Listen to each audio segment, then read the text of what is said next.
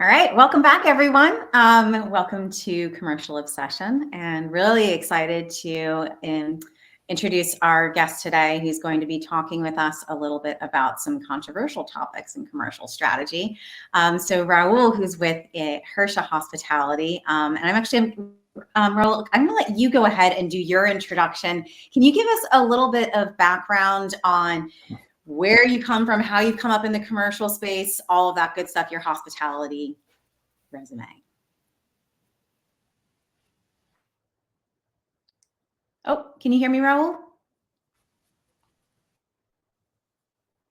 All right, so I think Raul's just got a little bit of audio challenges at the moment. Oh, so absolutely.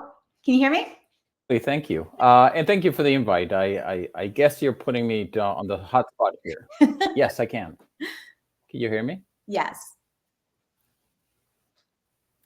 I can, yes. I understand you're going to ask me some controversial questions, so we'll figure out how that goes. But again, my name is Raul Moronta. I am the Chief Revenue Officer for HHM Hospitality Management. We're based out of Philadelphia, and I've been here for a couple months, but actually I'm returning from being back 10 years ago, where I actually worked as a Regional Director of Revenue. So it was a good time for me to get back to the East Coast, which I loved. But again, very happy to be here. I'm originally from the Dominican Republic. Met my wife there. Some of you may recognize her name. But again, I've been in the hotel business for 30, 35 years at this point. So don't know anything else to do. And I'm stuck with this for the rest of my life, I guess. That's great. Thank you so much. So real quick housekeeping for everybody. Raul and I are going to have a conversation for about 20 minutes, and then we are going to go to any questions, topics, comments, anything like that. So over on your right-hand side, you should see an area where you can toss some questions and everything into the chat. Please feel free to toss those in. We will get to those as we move forward. So as I mentioned, we're doing things just a little bit differently today, and we're going to go through hopefully some controversial topics and actually find ways that we don't agree on things. And so we want to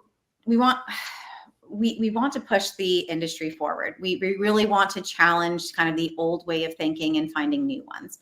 So I wanted to bring up the first one, which as we're going into commercial, and commercial as a definition, we've heard the standard sales, revenue, and marketing disciplines. But one of the disciplines that has been brought up sometimes and left out others is distribution.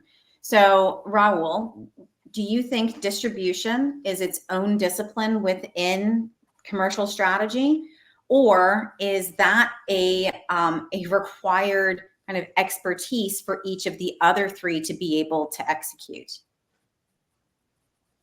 Good question. And I would say both. It all depends on your portfolio. So for example, at HHM, we have a VP of distribution. And one of the main reasons for that is because we have a very large portfolio of independent hotels.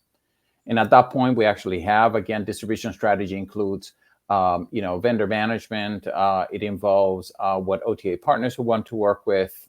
It involves technology. It involves a rate loading and standardization.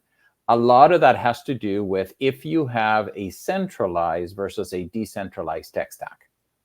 In our case, every hotel has the same, for the most part, has the same center reservation system, has probably the same revenue management system and things like that. At that point, yes, a VP of revenue, VP of distribution strategy is extremely important for us because we're able to leverage the size of the organization.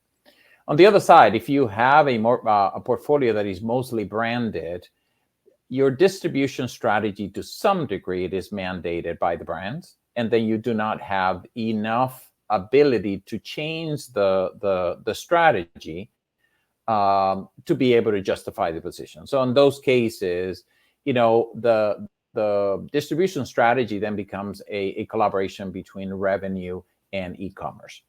Because again, on one side, you're going to have a truly distribution. On the other side, you're probably going to have, content, paid media, a lot of the factors that affect distribution. That's interesting. So, and I'm just thinking, my hotel experience was a few years ago. And at that point, distribution was actually just the job of the revenue manager. It was just pushing things out on the OTAs and manually doing that a lot of times too. Yep.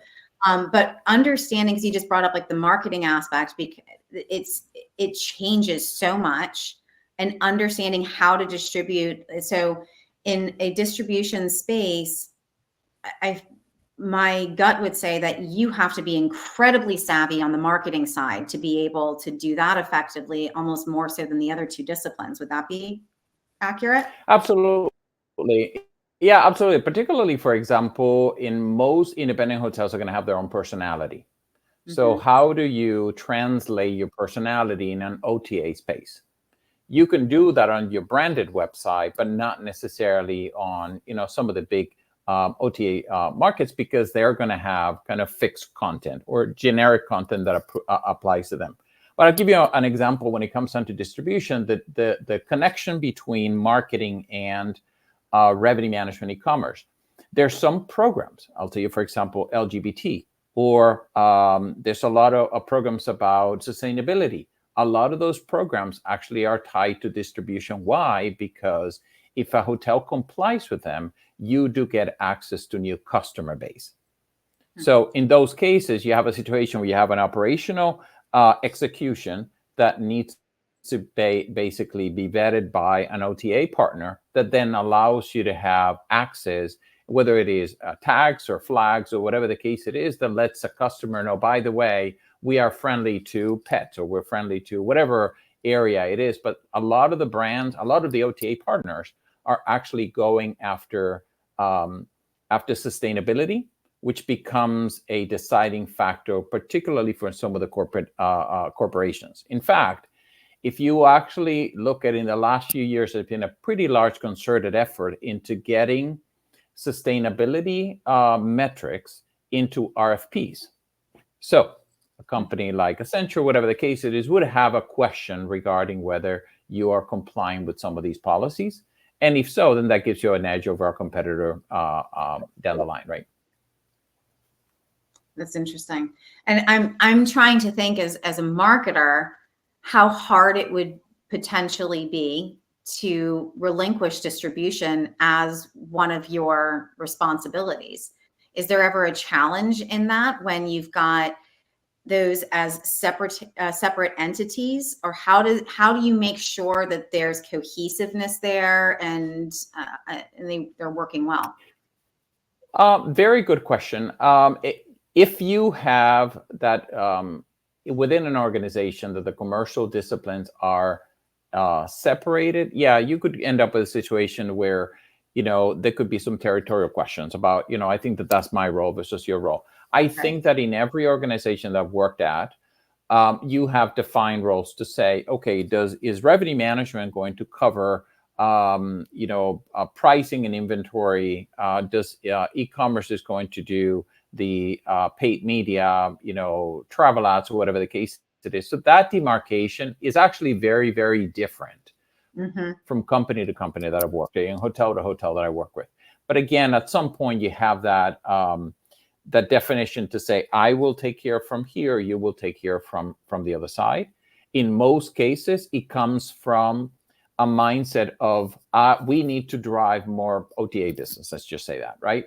We are under indexing in Demand 360, let's say. Therefore, the areas that would help us is to have promotion X, or spend more and sponsor listings, or whatever the case it is. Therefore, it's going to be a question about how much money do we have to spend, right? Who is going to deploy the actual campaign in the different systems? But two, do we have the promotions and the rates loaded in order to support that? So it does happen to be probably the demarcation happens to be pricing and inventory management, as opposed to the marketing aspect of a promotion.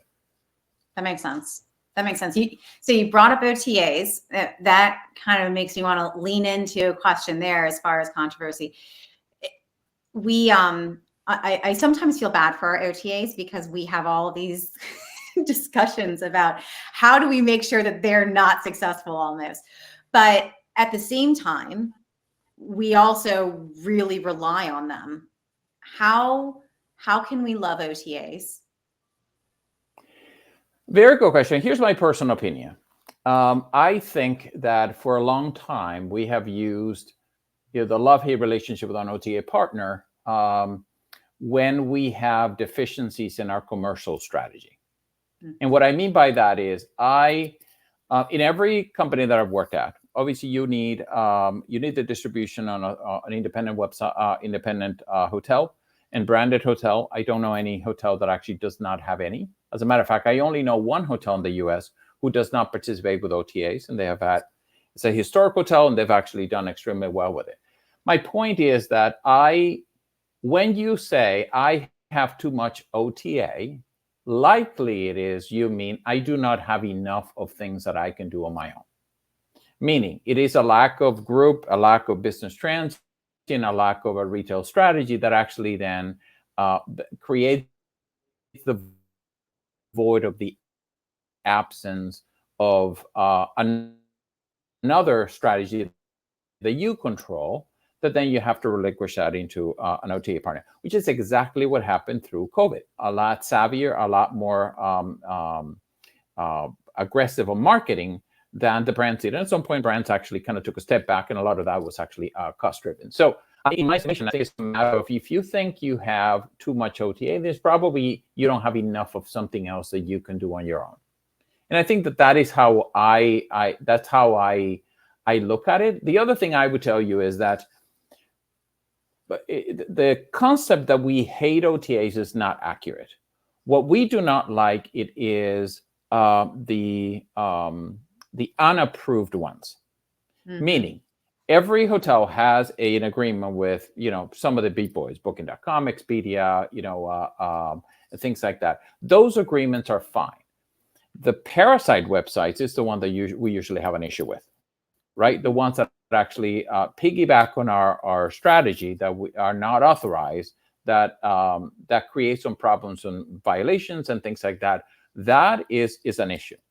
Another thing is if you're saying, for example, that you have a market manager of an OTA that then is using unfair tactics to utilize or misutilize your inventory, then that's separate. I usually have an issue with that, right? If I have a promotion that I have said I put in place, we have some issues and I don't want to take that off, but somehow there's a delay, then that becomes a problem for me. But in general, OTAs are in general a part of our distribution strategy. They're part of our process. And as long as we play by the rules, I don't think that I have an issue with it. Again, I would look back to say, where am I failing on my commercial strategy piece of it, on the execution piece of it, that actually makes me have to have more of what I probably shouldn't have? That is such an important point. And I just want to drive that home. The idea that it's not the OTA's fault that they're being successful. It's your fault, Mr. Hotelier, if you have set them up to have a place to run rampant in your hotel. And it's an opportunity, it's a symptom to look internally and go, where did I not plan appropriately? OTAs in general, they typically have a much shorter booking window. And so if we're entering into that short booking window without layering in all that direct business that we can and we have a lot of control over, then we become reliant. And I think that's part of the sting a lot of times, is that we feel reliant on them.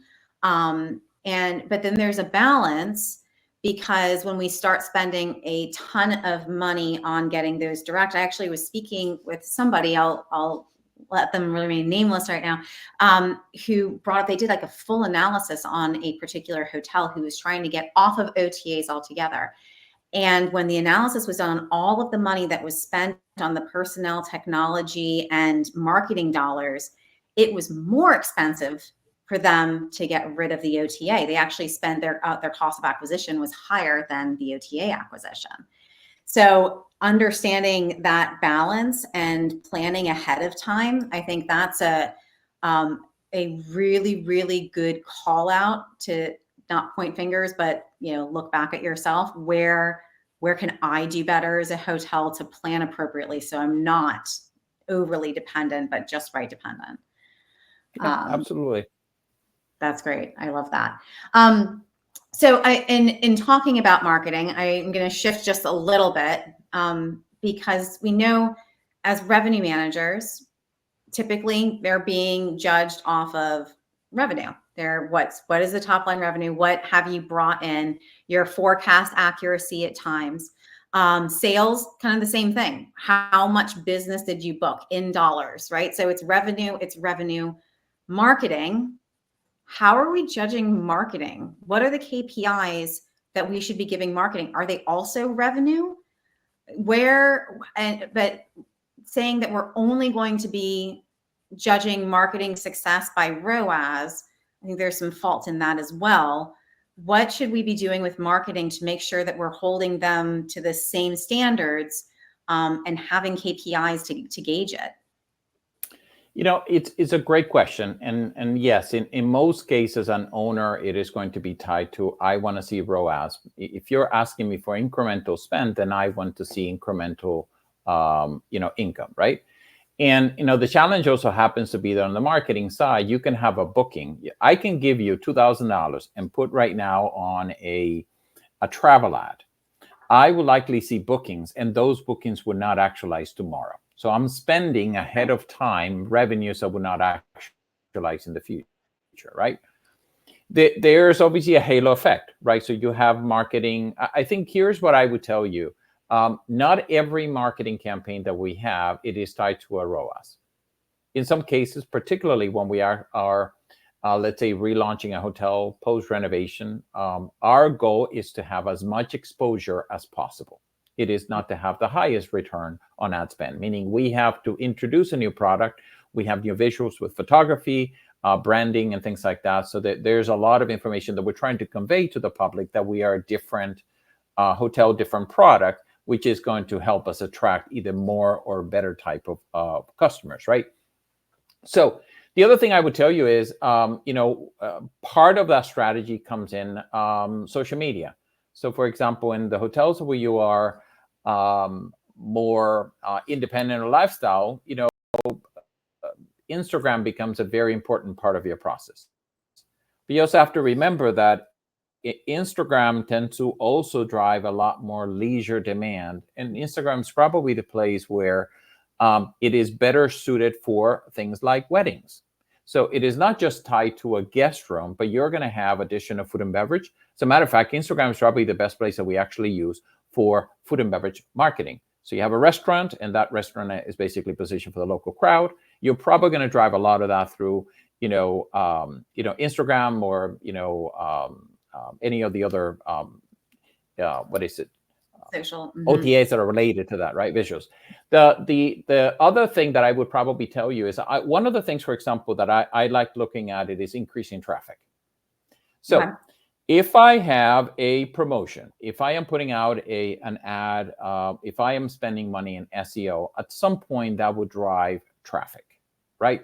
The job of a marketer, it is to find those customers in the most efficient way and drive them to your website. Mm-hmm. Now, if there is increase in traffic, but there is an increase in bookings, that is not the marketer challenge. That probably means that there's a pricing or inventory issue that you have to have. Meaning, if I have a $3,000 rate and I put a lot of marketing behind it, I might not book many rooms, so that I may attract a lot of people going to the site. That is the reason why I think that it is so important that a commercial strategy, when you're talking about promotion, say, not just I have to have the right marketing. I need to get those people to the shop.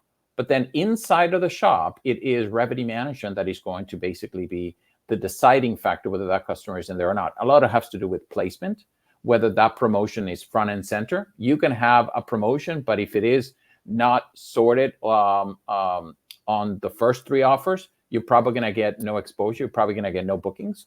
So there's a lot of things that are tied not just into driving somebody into a site, but again, what do you do on the merchandising side once they get to the website, and what's the customer behavior to get them to book?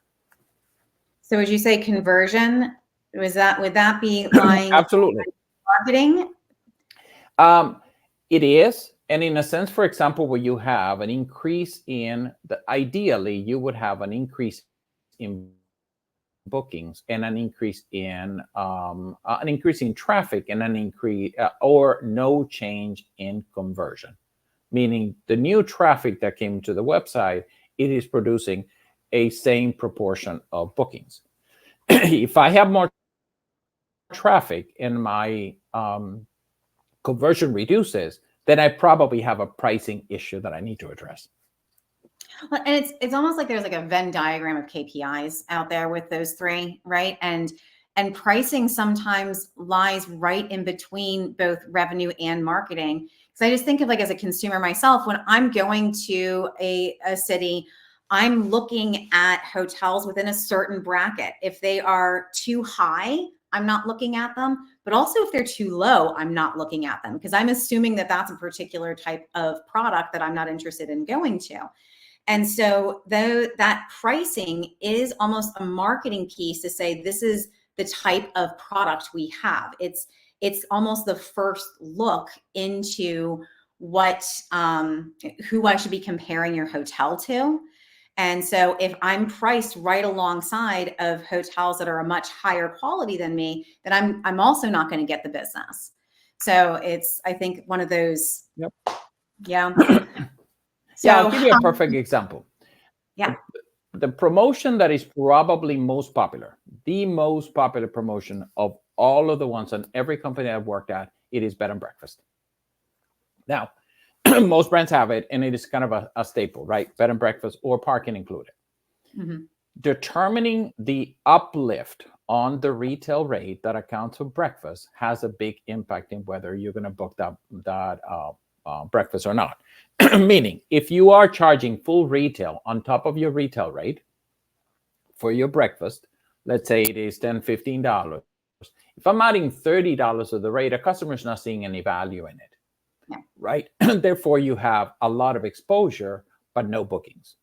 Same thing with the parking. Every time that we have had a promotion where parking is included, particularly in an urban location, does extremely well. But again, if the customer is not seeing the value, meaning if I buy it as a bundle, how much am I saving from it? If they're not seeing the value, then you're going to have, again, a lot of exposure, a great promotion, but again, pricing is not preventing you from booking more rooms. Right, right. That's really good. I have more questions, but we're already into like the last 8 minutes. So I'm going to just jump over. There's a couple of comments and questions that are here. So I just wanted to jump over into some of those. So Saul says, hi. He says, I love OTAs.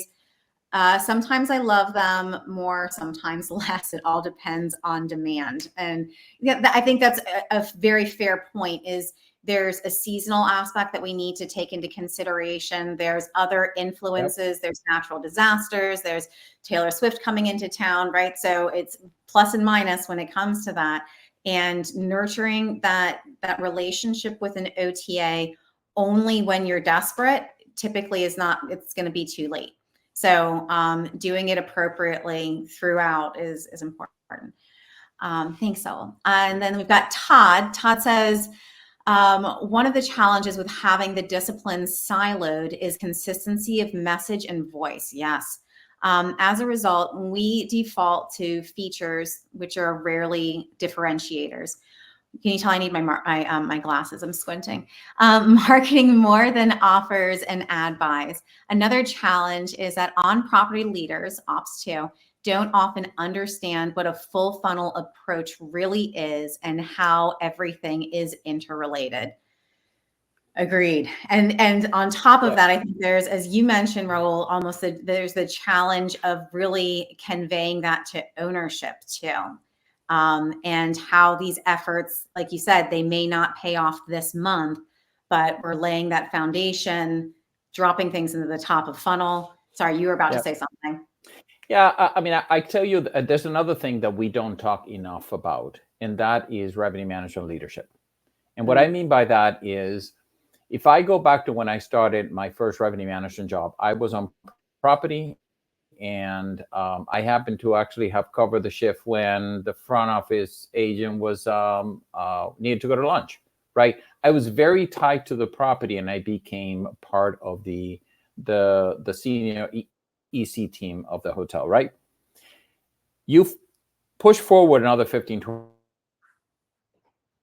20 years, and vast majority of the directors of revenue happen to be off property. They're not on property. So sales, and now you have an added bonus that you now need to deal with asset managers, because a lot of our hotels are now owned by either REITs or private equity or whatever the case it is, right? So the knowing is not as important as what I have the ability to convince somebody that the right course of action is what we need to do. And that is where I do see the silos, where, for example, an area director of revenue may know exactly what to do on one yield, they may know exactly what to do with grow, whatever the case it is, but has a hard time conveying that information in a way that convinces somebody else to follow your path. And that is where I believe it is one of the gaps of the next generation of revenue management. A lot of them, again, far smarter than what I would be at the time. Far more knowledgeable, very tech savvy, but again, also have a gap in being able to convey information, being able to present to owners. And, if you think about it, general manager and director of sales have traditionally been the voices of the organization, the voices of the hotel in front of the asset managers. Now that area director of revenue and asset manager wants to know exactly, A, what are they doing about it, but B, how confident do they showcase in being able to take care of their investment. And that is, I think, one of the things that the next leaders, we have to focus more, not just on the technology and the strategy, but then again, and that leadership piece that allows us to communicate better. That's great. There's definitely going to be, and has been, a ton of shift in just what revenue managers are like. And like you said, just the leadership, I think, is, I've loved seeing such a great focus and emphasis on leadership, especially in commercial side. Like over and over again, that's what we hear commercial leaders really talk about, is when it comes to a successful commercial team, it all comes down to communication and leadership and being able to do that. And there is absolutely an aspect, as we've all gone remote, you can see I am, this is just kind of the nature of the world that we live in, but how do we hold on to some of those practices like you're talking about, and not becoming disconnected with the on-property team, and not missing out on being able to nurture those up and coming hospitality leaders for the future is huge. And one of the stereotypical, I know we only have a couple minutes left. I just wanted to, you just mentioned this and it made me want to go into the stereotypical revenue manager is black and white. And I've heard a lot of pushback against that. I personally am of the thought, and I think I can speak on this because I am a very analytical left brain. Revenue management has really been a huge love of mine. I don't take it as necessarily a bad thing. And I think what we have fostered over time are revenue managers, because they've been around sales, they've learned how to speak in that space. Even though their brains are there, they know the importance of color is kind of the idea. But what are your thoughts? I mean, revenue managers, black and white, salespeople, stay out of the spreadsheets. The differences in there, and are those bad things, or how does leadership kind of push those forward?